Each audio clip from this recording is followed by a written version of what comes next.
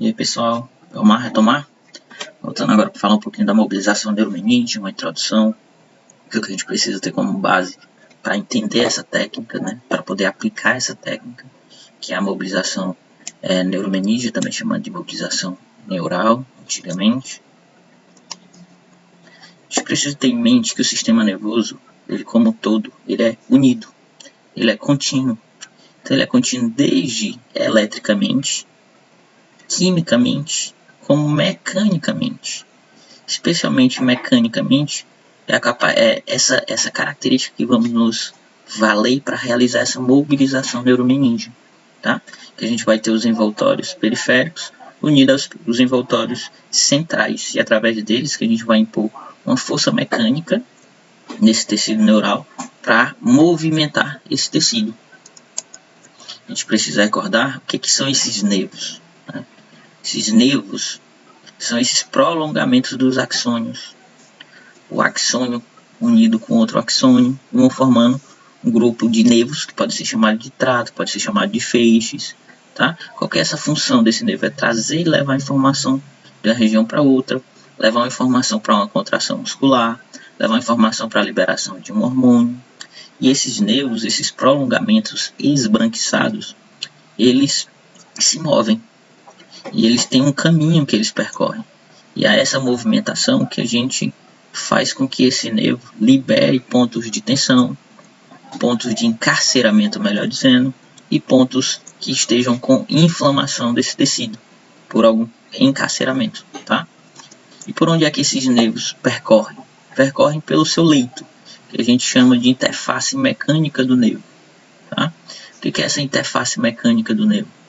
São os tendões, a pele, o músculo, os ossos, as fáscias, os capilares, que é mais ou menos o caminho que esse nervo percorre. Por exemplo, o ciático. Lembra que eu falei que o ciático ele pode passar ou por dentro do músculo piriforme ou por baixo desse músculo piriforme, e ele pode estar comprimido, que é um ponto de encarceramento que a gente chama, tá? Então a mecânica e a função desse nervo estão intrinsecamente ligadas. Uma está ligada à outra. Se a mecânica desse nervo não está ok, a sua função também não vai estar ok, tá? E o contrário também é verdadeiro, é uma via de mão dupla. O que é a fisiopatologia desse ponto de encarceramento?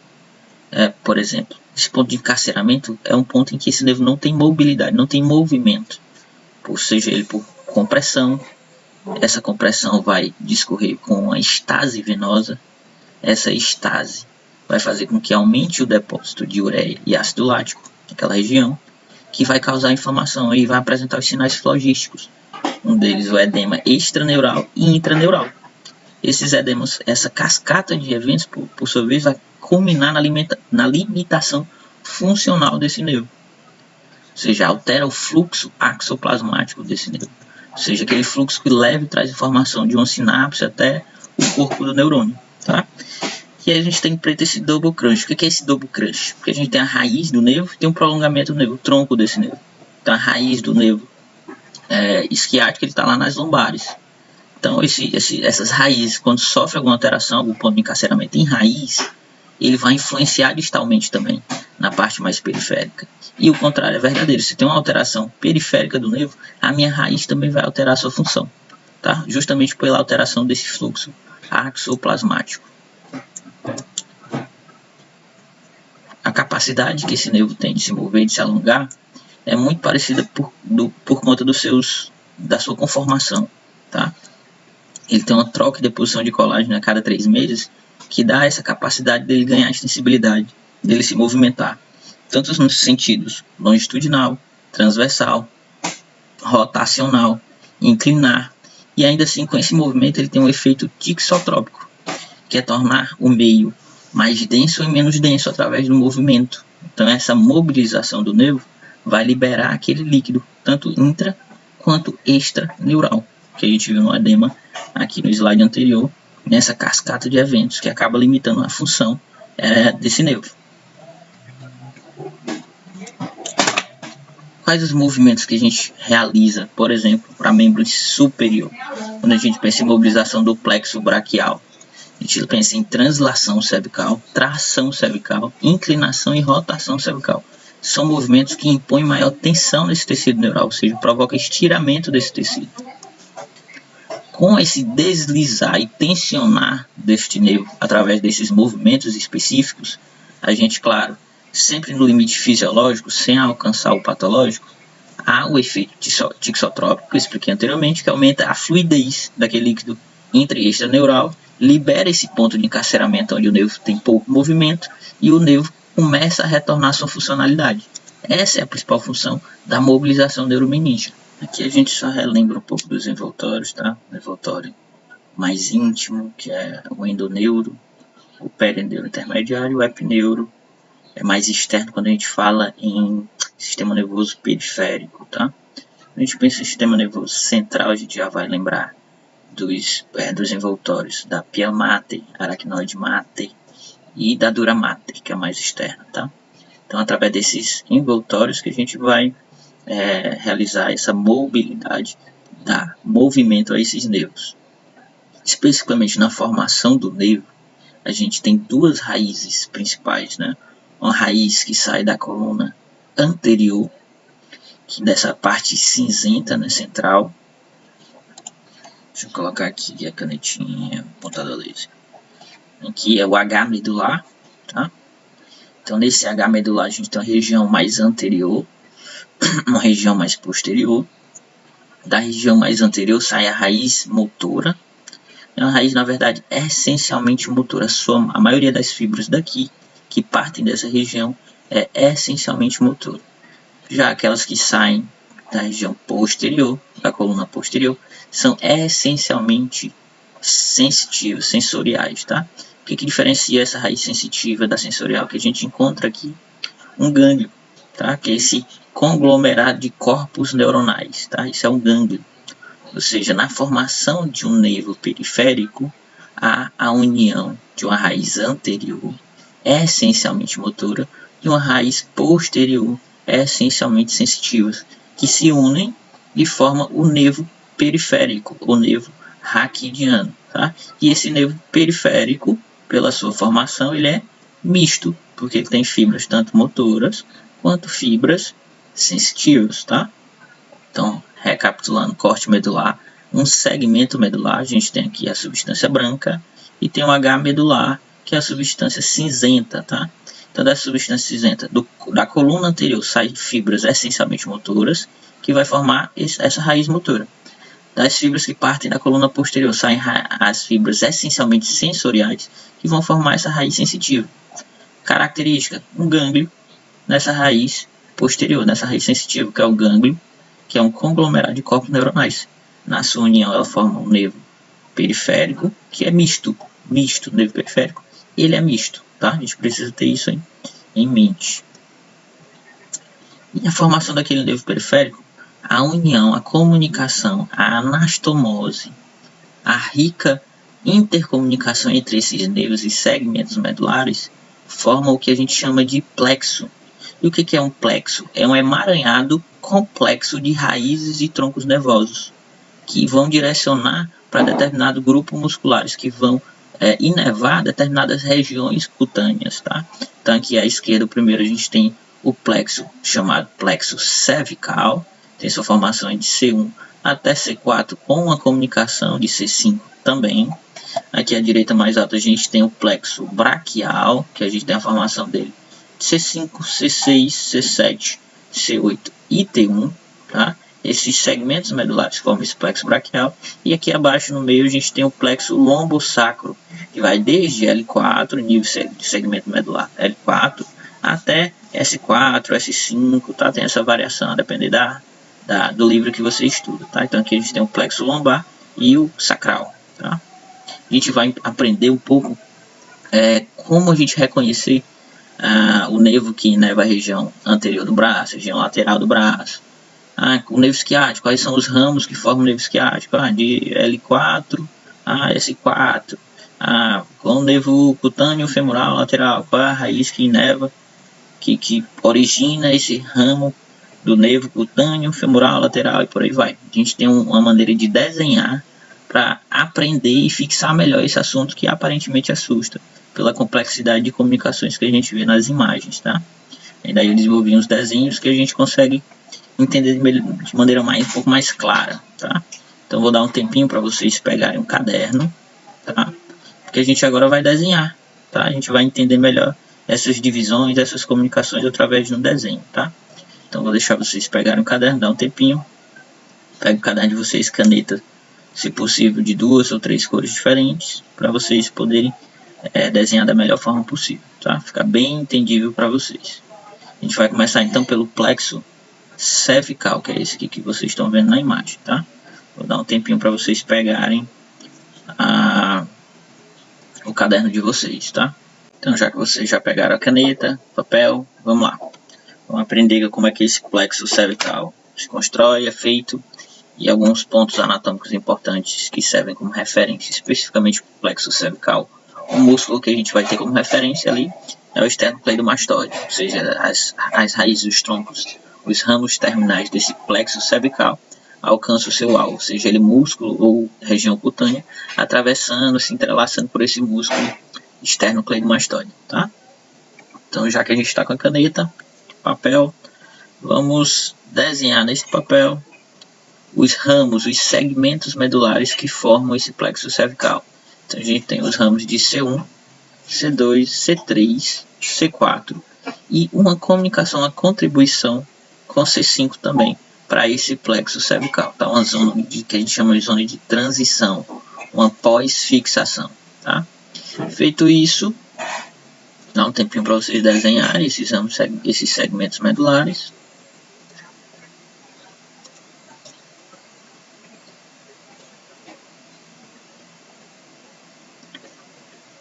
Logo após o desenho desses segmentos medulares, peço que vocês coloquem essas linhas, essas retas.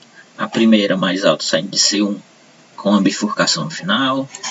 A segunda e 3 do mesmo tamanho, porém menor do que a de C1. Tá? Também vou dar um tempinho, sempre que eu colocar uma estrutura a mais, eu vou dar um tempinho para vocês desenharem. Tá?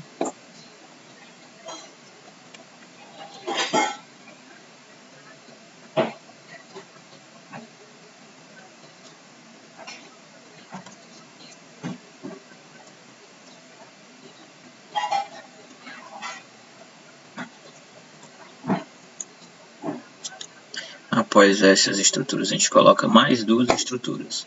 Uma saindo de raiz C4, que é um pouco menor do que as duas anteriores, e uma saindo de C5, que é menor ainda que a saindo de C4, tá? Vamos adicionar essas estruturas. Eu não aguardo aqui, esperando vocês.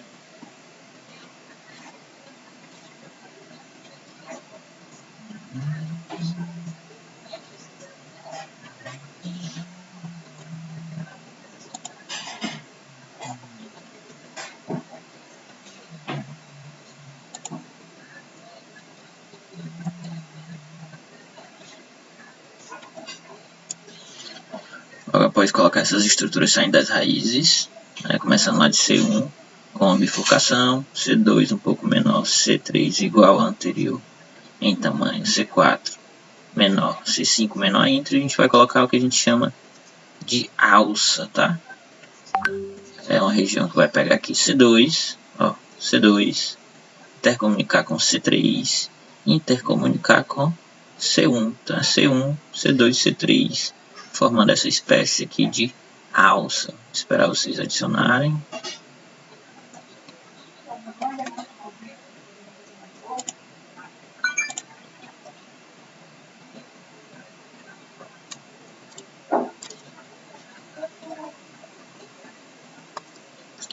Que a gente chama de alça cervical, tá?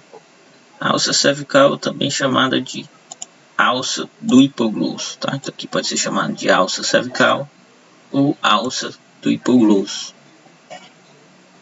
Então, recapitulando, C1 se bifurca, C2, C3, C4, C5, C1, C2, C3 se comunicam através de quem? Da alça cervical ou alça do hipoglosso. Agora a gente vai adicionar essas estruturas, tá? Uma comunica C1 com C2, 3 ramos para a região mais medial, um ramo para a lateral. Uma intercomunicação entre C2 e C3 que envia um ramo para a lateral, trifurcado, e um ramo para a medial, bifurcado na direção superior, tá?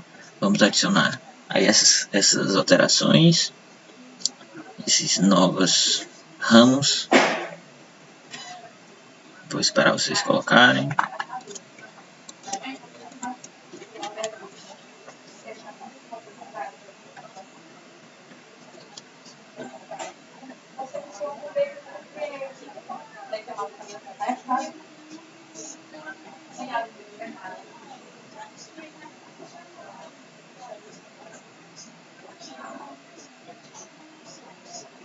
Vamos lá, coloca as estruturas.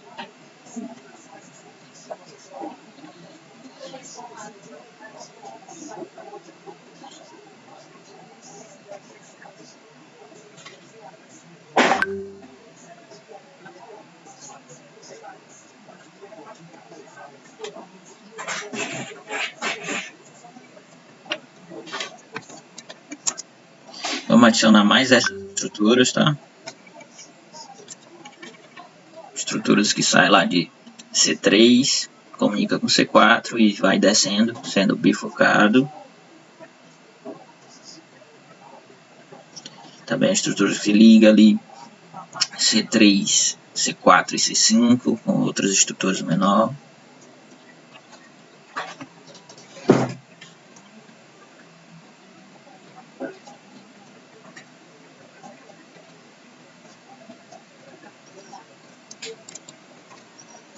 Colocar essas estruturas. Vamos lá, breve revisão. C1, bifurcado. C2, C3 são comunicados por quem? Através dessa alça cervical. C3, C4 e C5, a gente tem aqui a contribuição para a formação de C3, C4 de um ramo descendente e outros ramos menores que são de C3, C4 e C5, tá? Tem essa comunicação entre C1 e C2, que são uma trifurcação para a região medial e um ramo para a região lateral. Entre C2 e C3 a gente tem essas estruturas que vão mandar ramos trifurcados para a lateral e ramo bifurcado para medial. Só para deixar mais claro, por que eu chamo essa região de segmento medular, eu estou chamando de mais medial? Porque a medula não fica na região axial, então mais próximo dessa região axial, a gente tem uma estrutura medial, ou próximo da linha mediana, tá? Então, feito colocar todas essas estruturas, a gente vai adicionar mais essas estruturas, tá? Quais são as estruturas que eu adicionei? Uma saindo de C2, ó, bifurcada, uma saindo de C3, ó, bifurcada, e outra saindo de C4, tá? Bifurcado indo para a região medial. Tá? Lembrando que essas estruturas, a gente tem duas, tá? Uma para o lado esquerdo e uma para o lado direito, tá? Então são estruturas bilaterais, tá? Vou esperar vocês colocar essas estruturas, revisar alguma coisinha. Qualquer dúvida, lembra de falar aí no grupo, que eu estou no grupo, observando, tá?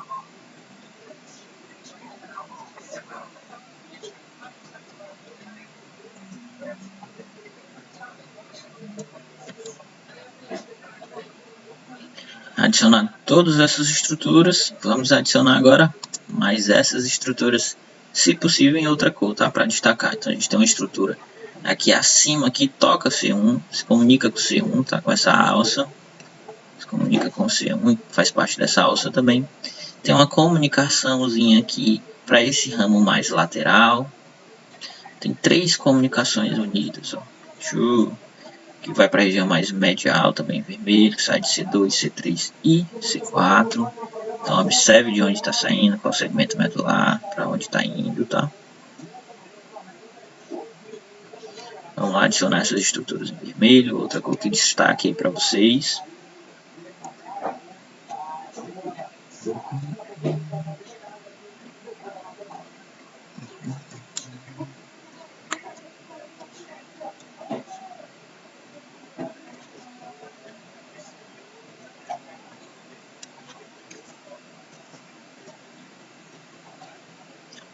Adicionadas essas estruturas, que a gente vai fazer? Vamos agora dividir e classificar essas estruturas, colocar nomes, né? Vamos dar nomes a essas estruturas. Então agora o que apareceu foram só os ramos, que são os ramos chamados ramos cutâneos, tá? Então aqui da esquerda para a direita, aqui a gente tem os nervos transversos cervicais, então nervos transversos cervicais.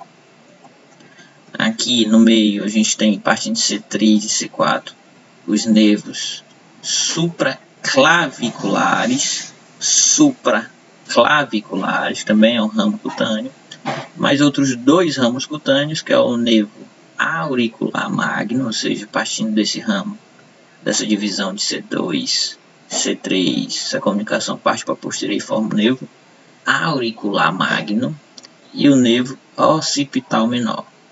Nervo occipital menor, que também vem dessa formação, que é a união, a contribuição à anastomose de C2 e C3, tá? Vamos lá, esperar vocês escreverem. Perder os nomes.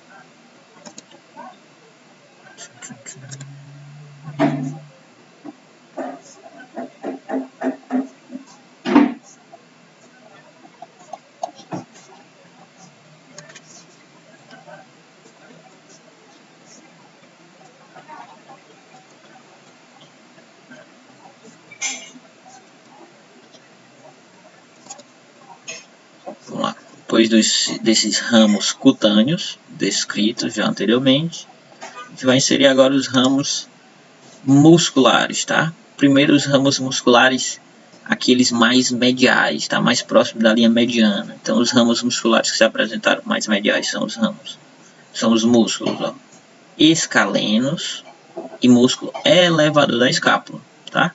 Eles são os ramos nervosos que o inervam, partem tanto de C3 quanto de C4. Então, músculos escalenos e músculos elevadores da escápula, tá? São os ramos musculares mais mediais, tá? Mais próximo dessa linha mediana, tá? Dito isso, a gente adiciona também os músculos mais laterais. Os nervos mais laterais, tá? Os nervos mais laterais. Vamos voltar aqui. Os nervos mais mediais, tá? Que vão em direção aos músculos escalenos e elevador da escápula. Agora os nervos mais laterais, tá? Então a gente vai ter aqui um nervo que vai para o músculo genioideu, o nervo que vai para o músculo tireoideu, tá? O nervo que vai para o músculo omoioide superior, o nervo que vai para o músculo externo-tireoideu, o nervo que vai para o músculo externo-ióideo e o nervo que vai para o músculo homoióideo inferior, tá? Homoióideo inferior. Ainda que nós vamos ter os músculos desses ramos pequenos, músculos reto lateral da cabeça e o músculo reto anterior da cabeça. Os nervos que inervam esses músculos partem dessa comunicação de C1 e C2, tá? E aqui embaixo a gente tem um importante nervo que vai inervar o principal músculo da inspiração, que é o nervo frênico, tá? Que é formado por C3, C4 e C5, sendo o ramo C4 aquele que dá a maior quantidade de fibras para a formação deste nervo frênico, tá? Outros músculos que foram adicionados são aqueles que partem de C2, músculo longo do pescoço, músculo longo da cabeça. Então, o nervo que inerva esses músculos partem de C2. C3 também contribui para a formação, para a inervação desses músculos longo do pescoço e longo da cabeça. C4 também, nervos que ajudam a inervar esses músculos longo do pescoço e longo da cabeça, tá? Vou dar um tempinho para vocês nomearem, se quiserem voltar um pouquinho o vídeo e ouvir novamente o nome dos músculos e os respectivos segmentos medulares que o inervam, tá? Então, vou repetir mais uma vez. Músculo aqui, genioideu, tireoideu, homoióide superior, externo-tireoideu, externo-ióideu, homoióide inferior, supraclaviculares, nervos supraclaviculares, nervo frênico, músculos escalenos e elevador da escápula, músculo reto lateral da cabeça e músculo reto anterior da cabeça, músculos longo do pescoço, longo da cabeça, longo do pescoço, longo da cabeça, nervo auricular magno e nervo occipital menor, tá? Dito isso, agora vamos inserir o terceiro ramo, que ajuda na formação desse plexo cervical, e é o ramo comunicante, tá? Esses ramos comunicantes são os pares de nervos cranianos que interagem com esse plexo cervical. Então aqui no mais alto, primeiro mais alto, a gente tem o 12º par de nervo craniano, tá? O 12º par de nervo craniano é o nervo hipoglosso, tá? Justamente por essa comunicação com essa alça, que essa alça também é chamada de alça do hipoglosso, por conta dessa comunicação. Aqui já é o 10º par de nervo craniano, que é o nervo vago. E aqui essas três formações que têm ligação com o 11º par de nervo craniano. Aí sim é o nervo acessório, tá? Nervo acessório. Até o momento de plexo cervical, que a gente viu todas as estruturas que o formam, suas divisões, tá? E os músculos que os nervos vão lá direcionar, realizar, ou a região cutânea que eles vão inervar, tá? Então vou esperar vocês colocarem aí os nomes. Se quiserem dar retomar um pouquinho o vídeo, voltar um pouquinho para ouvir novamente os nomes, tá?